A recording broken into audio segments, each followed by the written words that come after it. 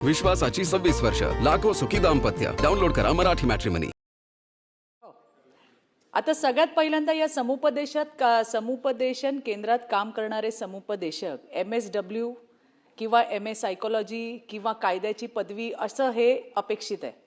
आता यांना आपण देतो पैसे किती 12,000 रुपये. हे जातात कॉर्पोरेटमध्ये. आता त्याचं काय होतंय किंवा खाजगी ठिकाणी जातात. त्यामुळे काय होतंय की आपल्याला ज्या क्षमतेचे काउन्सिलर्स तिकडे पाहिजे ते आज अवेलेबल नाहीये. ही वस्तुस्थिती आहे आणि ती मान्य केली पाहिजे. सभापती महोदय यांच्याकडे येतं कोण? अतिशय गंभीर परिस्थितीतल्या महिला. मी आता वेळ नाही घेणार कारण इथे लिहिलेलं आहे उत्तरामध्ये सरकारने की त्यांचं काम काय आहे आणि हे हाताळण्यासाठी प्रचंड संयम पाहिजे, मानसिक संतुलन पाहिजे. आता हे काउन्सिलर स्वतः आर्थिक विवंचनेत आहेत. तुम्ही विचार करा, त्यांना त्यांचं घर संसार चालवायचं टेन्शन येते. त्या महिलांना काय आणि कसं काउन्सिलिंग करणार हा एक महत्वाचा प्रश्न आहे.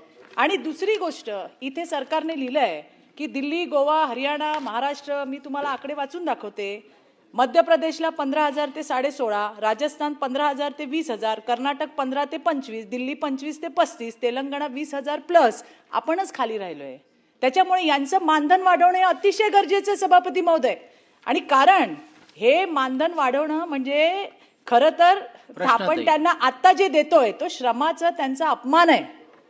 आणि त्यामुळे फक्त त्यांचंच नाही तर समाजातल्या ज्या पीडित महिला त्यांच्याकडे येत आहेत त्यांना सुद्धा न्यायापासून वंचित ठेवायचं काम आहे सभापती महोदय. आणि त्यामुळे माझी सरकारकडे ही मागणी आहे की हे प्रलंबित मानधन किंवा आता जे आपण मानधन वाढवणार आहोत ते सन्मानजनक पातळीवर वाढवून सभापती महोदय नवीन केंद्रांसाठी विशेष आर्थिक तरतूद करून या योजनेला संजीवनी देणारा असा निर्णय राज्य शासन घेणार का? हा एक पहिला प्रश्न.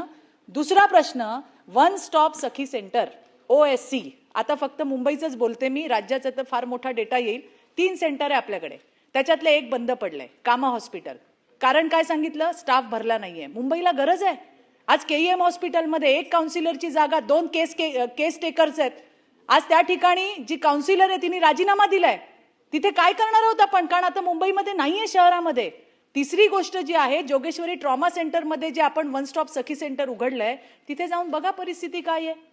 ना तिथे कोणी अटेंडंट आहे, ना तिथे कोणी ते वॉचमन, त्या ज्या रात्रीच्या सुरक्षा रक्षक आहेत त्याच काउन्सिलर झाल्या आहेत आणि त्याच सगळं तिकडे करतायत. त्यामुळे तिथे पदभरती झाली पाहिजे.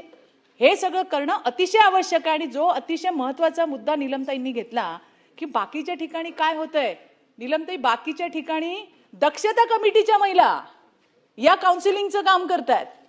कुणाचं लग्न मोडायचं, कुणाचं ठेवायचं हे त्याच बायका करतायत. कारण पोलीस स्टेशनकडे दुसरी यंत्रणा पण नाहीये. ही वस्तुस्थिती आहे आणि त्यामुळे 351 तालुक्यांमध्ये हे सेंटर उघडणं हे फार गरजेचं आहे. असे 3 प्रश्न, एक वन स्टॉप सखी सेंटर, एक सन्मानजनक वाढ आणि तिसरा प्रश्न सगळ्या तालुक्यांमध्ये. धन्यवाद.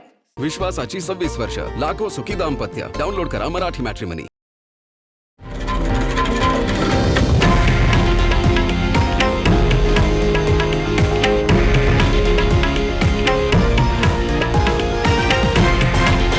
हे आहे देशातील नंबर 1 न्यूज नेटवर्क आणि आपण पाहत आहात TV9 मराठी, एकमेव.